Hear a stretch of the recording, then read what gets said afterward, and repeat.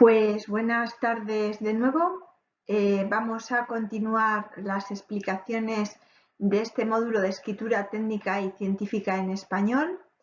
Os recuerdo que en la primera parte de mi intervención he estado trabajando con vosotros sobre los principales tipos de textos que teníais que escribir como estudiantes universitarios.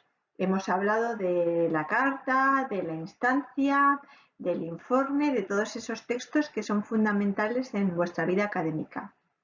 Y también hemos estado trabajando, he estado explicando yo cuáles son las propiedades que tiene que cumplir un texto para estar bien escrito, que son tres: la adecuación, la coherencia y la cohesión.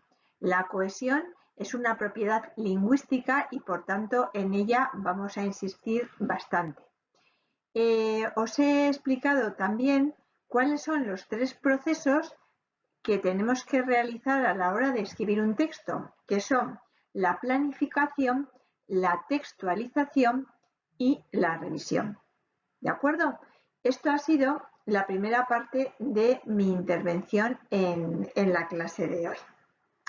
Ahora vamos a seguir la clase explicando algunos conceptos puramente lingüísticos y me refiero a las normas ortográficas de la academia.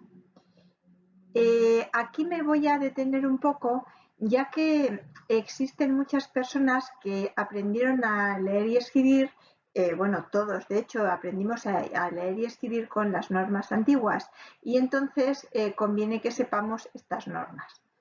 La academia ha excluido los dígrafos che y ye, es decir, la che y la ye no son ahora mismo consideradas dos letras, sino una sola letra, de manera que esto nos influye mucho a la hora de las ordenaciones alfabéticas, incluso de vuestros propios apellidos a la hora de hacer listas. Entonces se ha propuesto un solo nombre para cada una de las letras del abecedario.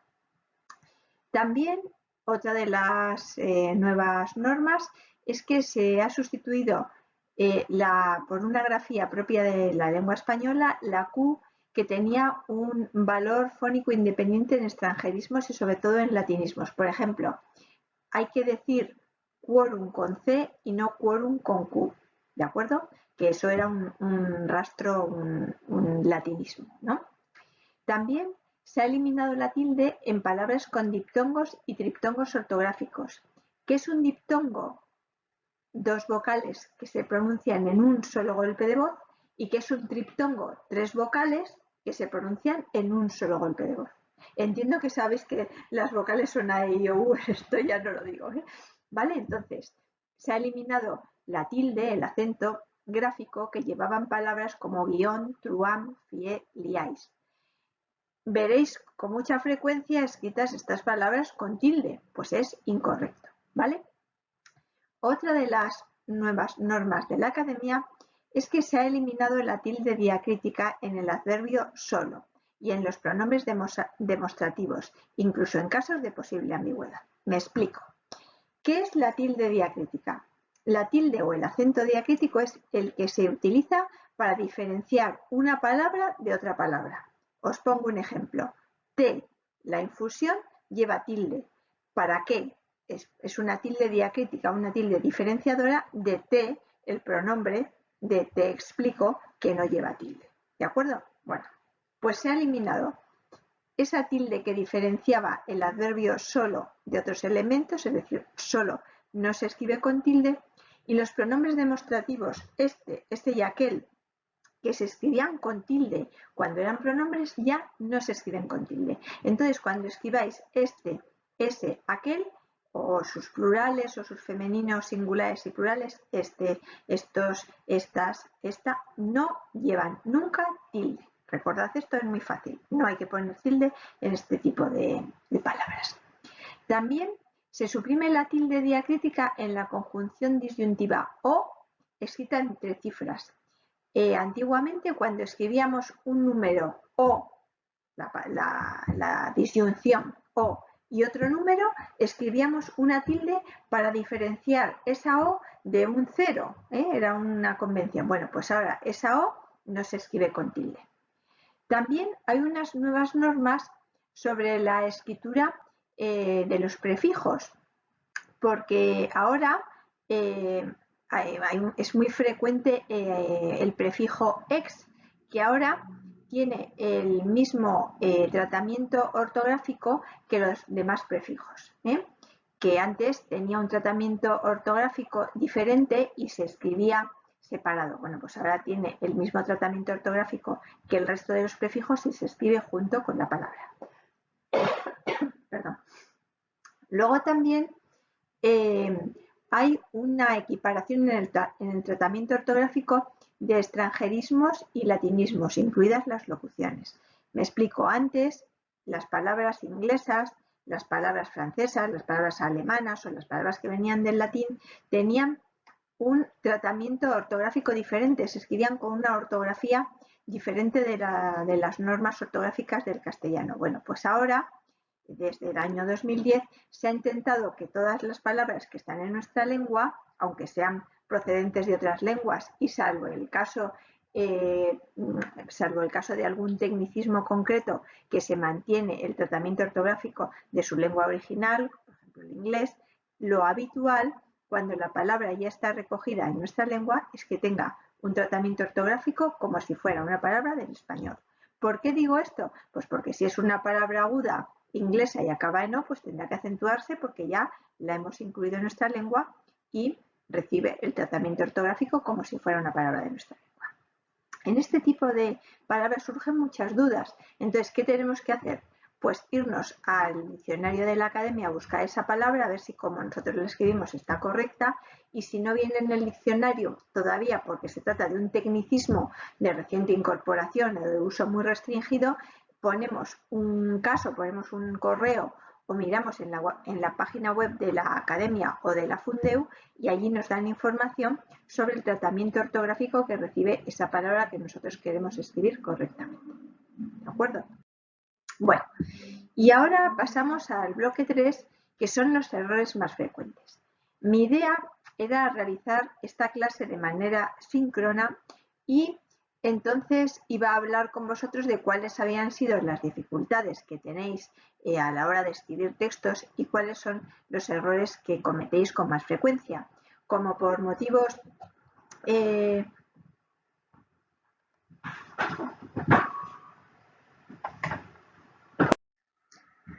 bueno, pues como os decía, vamos a hablar ahora de cuáles son los errores ortográficos y gramaticales más frecuentes en la escritura de los estudiantes y en la escritura académica y en la escritura general. En primer lugar, en cuanto a ortografía, hay un uso incorrecto de grafías.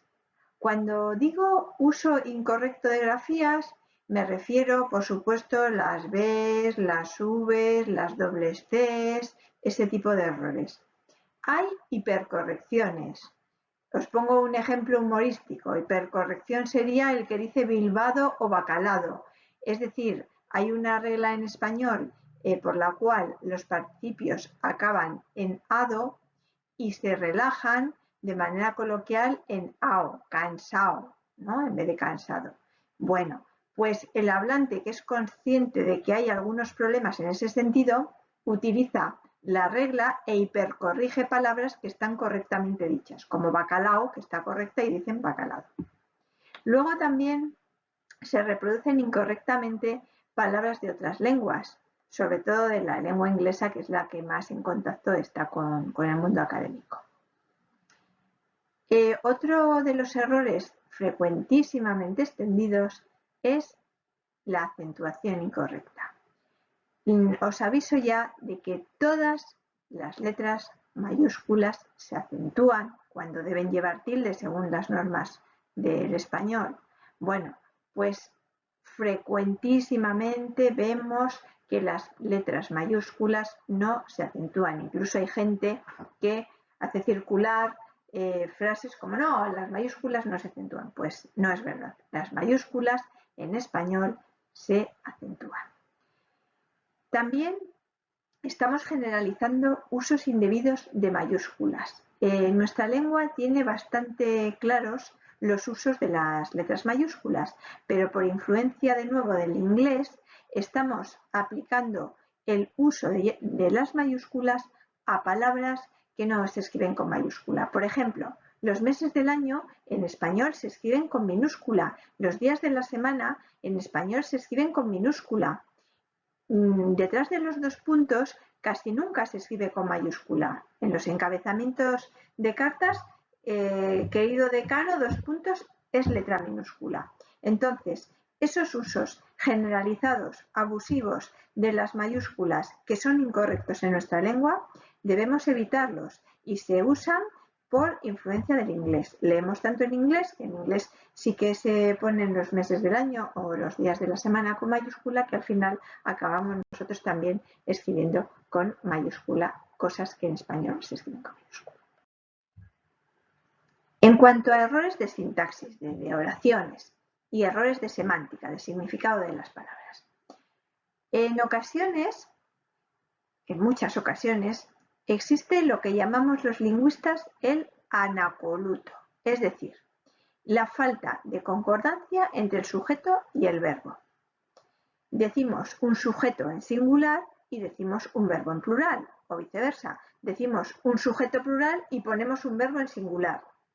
¿Esto por qué se produce? Bueno, pues se produce porque muchas veces escribimos frases demasiado largas y entonces perdemos de vista cuál era el sujeto de nuestra frase y entonces ya hacemos concordancias por sentido y concordancias incorrectas. Si el sujeto de una frase es singular, el verbo debe ser singular y al revés. Otro error sintáctico muy famoso y muy extendido es el dequeísmo y el queísmo. Pienso de que es añadir la preposición de a una oración que debería ir solamente con que. O el queísmo, que es justo lo contrario. En algunos verbos que requieren de la preposición de, no se usa porque el hablante es consciente de que hay un error sintáctico repetido que es el dequeísmo y entonces cuando necesita poner de que, pues hablo de que, pues no pone el de porque cree que es incorrecto. Este tipo de hipercorrecciones son muy frecuentes en nuestra lengua. Mucho más general que todo esto son las confusiones de las perífrasis. ¿Qué son perífrasis? Son fórmulas de dos verbos que se unen y que adquieren un significado nuevo. La perífrasis deber de más infinitivo y la perífrasis deber más infinitivo se confunden en su uso, se hace un uso incorrecto. La perífrasis deber de, en español, debe de estar, debe de medir, es una perífrasis aproximativa, una perífrasis de probabilidad o posibilidad. Es algo que no sabemos con certeza y usamos esa perífrasis para decirlo. Debe de medir 1 metro, no sé si mide 99 centímetros o 1,2 metros, pero alrededor de aproximadamente. Eso es deber más de más infinitivo. Perífrasis de probabilidad o perífrasis de aproximación. Y esa perífrasis se confunde sistemáticamente con la perífrasis, con la fórmula deber más infinitivo, que es una perífrasis en español de obligatoriedad. Debo estudiar, debo acudir a clase. Es que marca una obligación.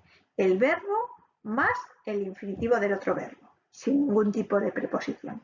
Entonces, ¿cuál es la confusión frecuente que se produce? Pues que la gente intercala cuando tiene que decir deber de, dice deber, y cuando tiene que decir deber, dice deber de. Dice, debes de estudiar. No, eso está mal. Debes estudiar. ¿Vale? Bueno, el uso incorrecto del gerundio. En el lenguaje científico, en artículos científicos escritos en español, si tuviera que decir cuál es el error sintáctico más frecuente, probablemente sea este uso del gerundio. ¿Por qué? Porque el gerundio en español tiene un uso muy concreto. ¿Qué es el gerundio? El gerundio es cantando, midiendo, saltando, esa fórmula verbal. Bueno, pues el gerundio en español se usa o debe usarse únicamente para acciones simultáneas que se producen al mismo tiempo. Y los hablantes cuando escriben y los científicos cuando escribimos artículos de investigación solemos poner el gerundio de posterioridad. Es decir, queremos decir que una cosa ha sucedido después de otra y eso lo decimos en gerundio y eso está mal, ¿vale?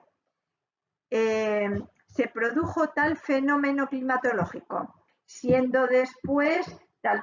Eso está incorrecto. El gerundio nunca puede expresar acción posterior a otra. El gerundio expresa acción que se produce a la vez de otra. ¿De acuerdo? Ese es el llamado gerundio de posterioridad, que está mal. También muy frecuente en trabajos científicos, en apuntes, es el uso de la pasiva. De la pasiva porque en inglés se usa mucho la pasiva. Es visto, es dado, es medido. Bueno, en español no es, casi es muy poco frecuente la pasiva y se generaliza su uso indebido por influencia del inglés. O sea que cuando veis este tipo de construcciones os deis cuenta de que bien es una traducción del inglés o bien es una influencia negativa de la lengua inglesa sobre el español. También errores semánticos muy comunes son las palabras comodín, las muletillas, que se repiten, no repetir siempre la misma palabra. En la lengua oral es habitual decir vale, decir oye, decir pues, pero en la lengua escrita hay que cuidarlo y no hacerlo. Poca precisión léxica, como os decía, en esto los que estamos en el mundo académico tenemos que tener la precisión léxica, ¿no? Porque la precisión léxica es lo que hace que nuestros textos científicos y académicos sean rigurosos y la imprecisión es lo que los hace poco rigurosos. ¿De acuerdo? Con palabras comodín me refiero a palabras como cosa, que se utiliza para todo, palabras que realmente no tienen un significado concreto y que son usadas por los hablantes, en este caso por las personas que escriben textos, para cualquier cosa. Bueno, de aquí os destaco dos errores muy comunes: la confusión de las perífrasis y el uso incorrecto del gerundio. Repito, el gerundio en español solo es para expresar acciones simultáneas y nunca para expresar acciones posteriores. ¿De acuerdo? Bueno, os voy a enseñar ahora un ejemplo de sintaxis descuidada de un artículo, ¿no? De un texto. Mirad estos dos ejemplos. Las muestras se tomaron al azar en el área señalada usando una pala. Repito, las muestras se tomaron al azar en el área señalada usando una pala. En esta oración lo que se dice es que el investigador usó una pala para señalar el área de donde tomó las muestras. ¿Por qué? Porque en la acción de usar, la pala está más cerca de la palabra señalar que de la palabra tomar las muestras. ¿De acuerdo? Entonces, como alternativa, usando una pala, las muestras se tomaron al azar en el área señalada. ¿Por qué? Porque la frase primera no se entiende bien, es ambigua. Entonces, es necesario que el lector sea consciente de que al verbo le tiene que seguir después el sujeto, porque si no crea oraciones confusas, oraciones ambiguas, oraciones que no se entienden. Y cuando estamos hablando del lenguaje científico y técnico, una de las características que tenemos que intentar encontrar es un equilibrio entre el rigor y la claridad, porque el rigor es imprescindible, pero la claridad también, porque si no, no nos entiende. ¿De acuerdo? Entonces, esta sintaxis descuidada, como os decía en otro de los vídeos, es un síntoma de poca claridad mental. La sintaxis no es algo que, digamos, este escribe muy bien, pero luego no tiene bien amueblada la cabeza. No, no. Las personas que tienen organizada la cabeza con una estructura mental adecuada de los pensamientos lingüísticamente organizadas son personas que tienen una buena sintaxis. Mirad también estos ejemplos de un uso inadecuado de los signos de puntuación, especialmente de las comas. Podría traer otros más humorísticos, pero he traído este sacado de un artículo. Esta especie se distingue fácilmente por la posición de los procesos suprahumerales que están levemente inclinados hacia atrás. ¿Qué pasa aquí? que esta oración tiene evidentemente un exceso de comas muy elevado y produce una lectura lenta, de muchos saltos, desagradable y es incorrecta. ¿Por qué? Porque las comas tienen unas reglas en español para usarse. Las comas nunca separan en nuestra lengua un sujeto de su verbo. Esta especie de distingue. Las comas son paradas que tenemos que hacer los hablantes para respirar cuando estamos hablando. Más o menos cada 8 sílabas es un grupo fónico en español y entonces cada grupo fónico conlleva una respiración por parte del hablante, de la persona que está emitiendo los mensajes. ¿De acuerdo? O sea que esa sería una frase con un exceso de comas que la hace incorrecta. Segunda, esta especie se distingue fácilmente por la posición de los procesos supranumerales que están levemente inclinados hacia atrás. Problema de esta oración, que no tiene ninguna coma. Luego os daré unas normas para usar las comas, pero claro, en esta oración nos ahogamos cuando la leemos y entonces las oraciones que se producen escritas van a ser leídas por un hablante. Si las tiene que leer en voz alta se muere, se ahoga, ¿no? O sea que hay una falta de comas. La tercera, que sería la más adecuada, dice así: esta especie se distingue fácilmente por la posición de los procesos suprahumerales, que están levemente inclinados hacia atrás.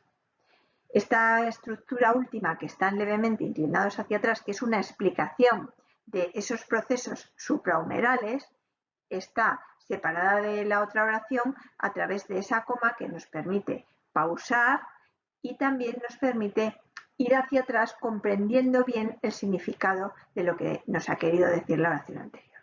¿De acuerdo? O sea, que os he puesto un ejemplo por exceso de comas incorrecto, el segundo ejemplo faltan comas, también incorrecto, y el tercer ejemplo las comas adecuadas, que sería el ejemplo correcto.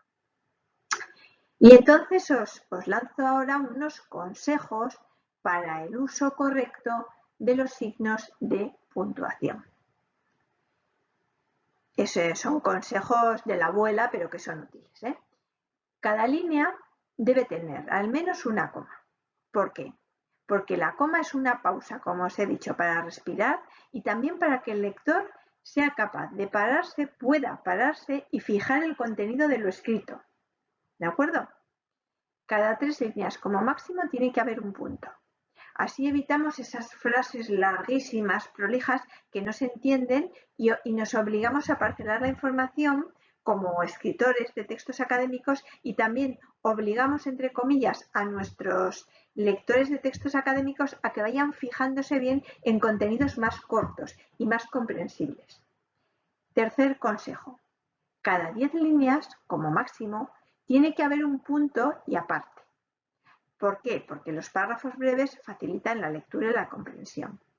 Como norma ortotipográfica, en nuestros trabajos escritos os aconsejo que añadáis una línea en blanco entre párrafos para que queden más separados y que uséis una sangría de la medida que queráis cada vez que introduzcáis un párrafo nuevo. ¿De acuerdo? Esto es ya para la presentación escrita de vuestros trabajos.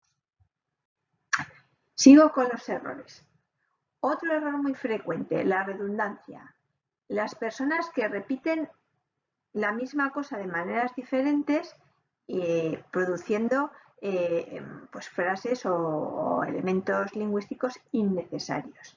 A veces somos redundantes porque queremos poner el énfasis, poner la atención en un punto, pero la redundancia lo que hace es que el lector ya sabe que repetimos mucho y entonces lo que hace es obviar la información nueva que vamos dando, o sea que es un defecto de la escritura. Por ejemplo, dice: en el bosque habitan 2 especies diferentes de zamia. Pues evidentemente, si son 2 especies, pues no pueden ser iguales. Entonces, la palabra diferentes sobra en este ejemplo. Como os decía antes, cuando tengo dudas sobre todo ortográficas, porque estas dudas sintácticas las tengo que saber resolver yo con estas recetas, con estas ideas, con estas aportaciones que yo os doy.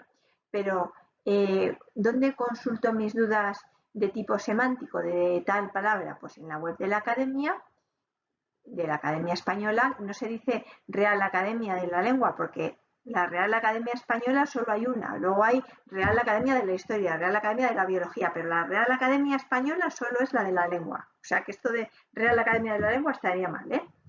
www.rae.es, luego el diccionario concretamente se llama El Buscón, como la obra literaria, y si no, en la Fundación del Español Urgente, www.fundeu.es.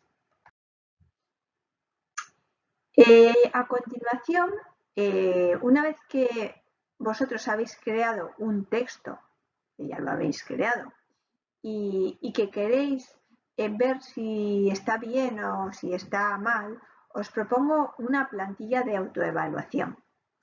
Esta plantilla, pues simplemente vosotros la tenéis con vosotros y miráis cuando estéis haciendo un texto un poquito largo si se cumplen bastantes de los ítems de esta plantilla. Si el tema elegido es específico y presenta cierta originalidad, si tiene la estructura canónica. ¿Qué es la estructura canónica? En principio la que nos han marcado quienes nos encargan los trabajos, pero en principio todo trabajo tiene que tener una presentación, un cuerpo y unas conclusiones. Esto de manera general es así. La introducción expone el interés científico del tema, justifica el problema, presenta la hipótesis, discute los antecedentes y habla un poco del marco teórico. El desarrollo presenta la metodología de la investigación que hemos empleado, discute el marco teórico y expone los resultados de lo que nosotros como investigadores hemos hecho. Y luego, las conclusiones evalúan los resultados, identifican las consecuencias de esos resultados y exponen las repercusiones de ese trabajo, ¿no? Si estamos haciendo un trabajo imaginado sobre el impacto ecológico de tal cuestión y sacamos una serie de conclusiones químicas o científicas, pues luego exponemos que como repercusión de eso, pues si hay más CO2, pues entonces no tenemos que sacar tantos coches, tenemos que usar más el transporte público. Ese tipo de extrapolación de algo que estaba en el marco científico al marco general. Luego también tenemos que fijarnos en nuestro texto, tiene buena estructura semántica. Si se corresponde la secuencia textual y el tipo de texto, si yo estoy haciendo pues un informe y lo hago en forma de carta, pues lo tengo mal. Si luego se corresponde cada apartado de mi texto con lo que verdaderamente expongo. Si yo digo que voy a hacer una introducción y me pongo a poner allí las conclusiones, pues está mal.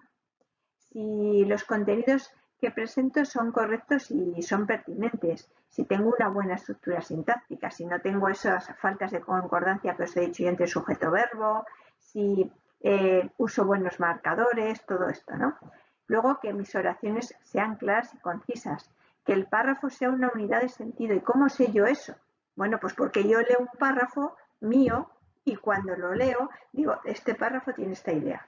Leo otro párrafo y como lectora de mi párrafo luego digo, este párrafo tiene esta otra idea. ¿De acuerdo? Entonces, cada uno de mis párrafos tiene que tener una idea unitaria. Luego, si reparto el contenido de manera equilibrada entre los párrafos, lo que yo no puedo hacer es un párrafo condensa 5 ideas muy importantes y el siguiente párrafo es de página no significa nada. ¿De acuerdo?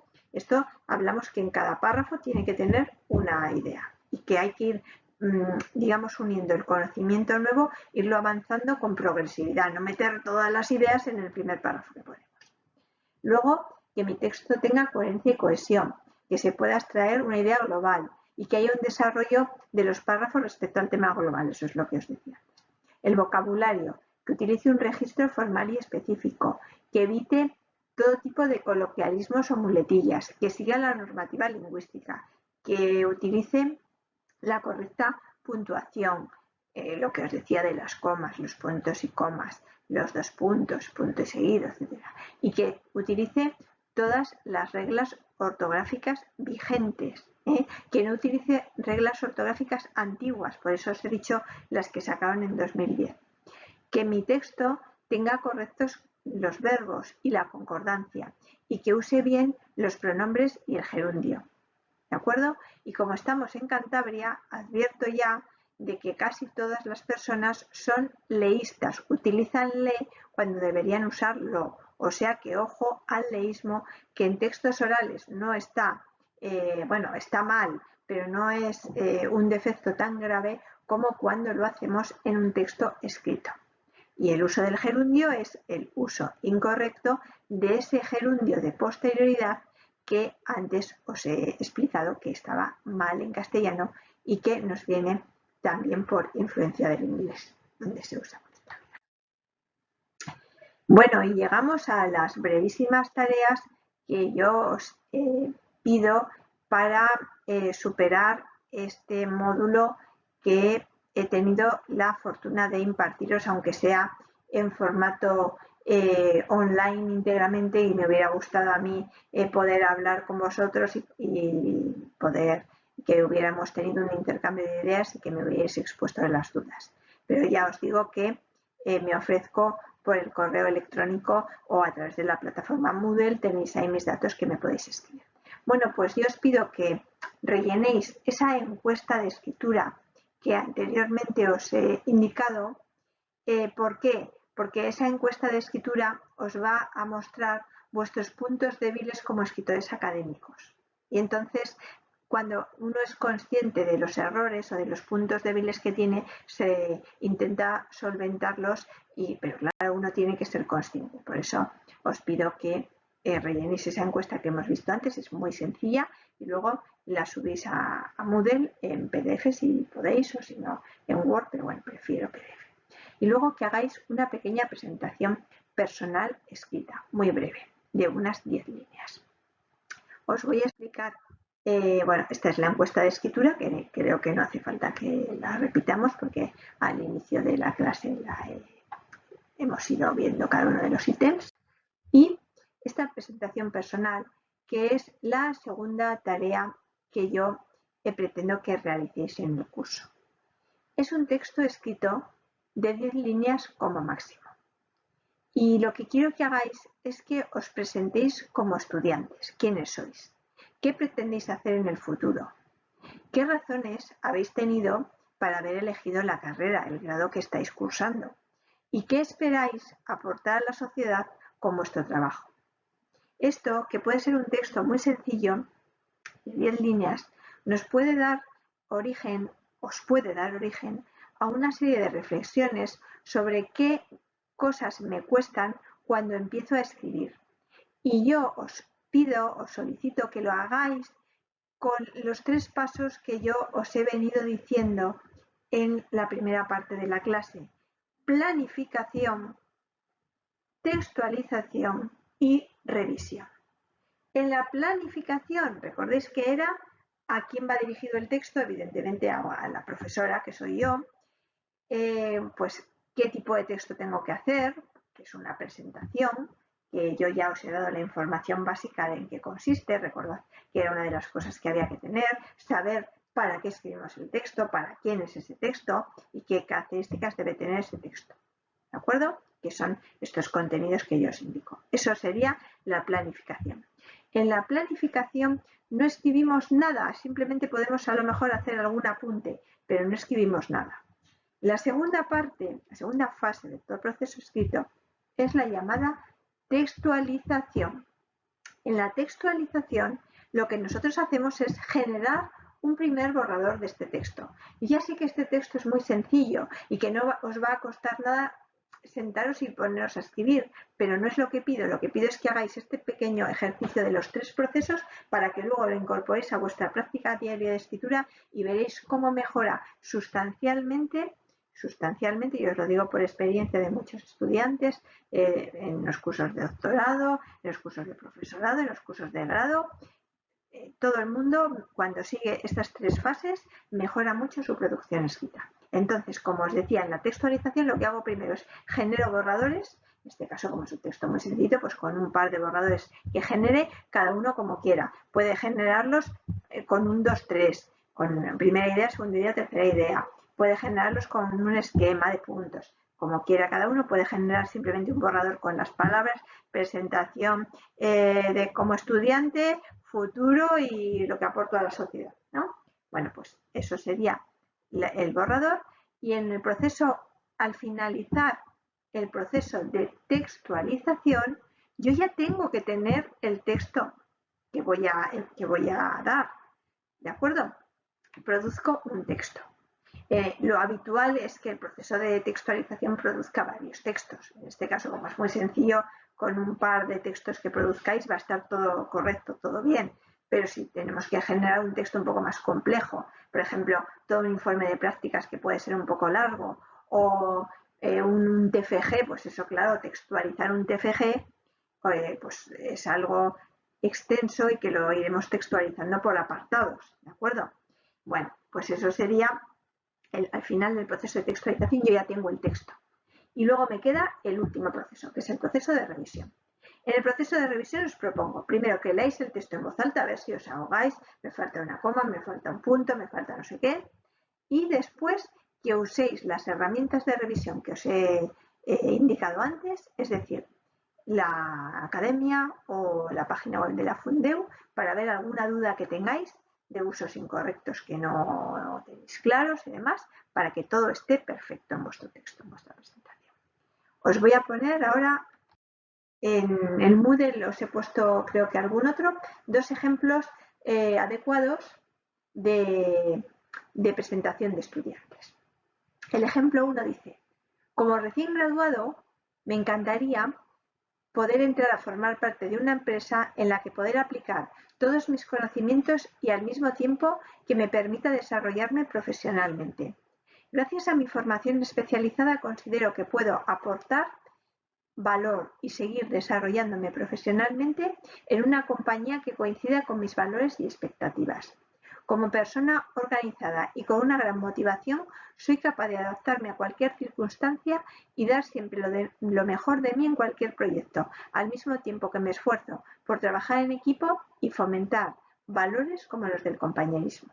Bueno, pues este texto, que a priori resultaría adecuado, si yo estuviera en el comité de personal para coger a esta persona, pues tendría mis dudas. ¿Por qué? Pues porque comete algunos errores fundamentalmente de repetición.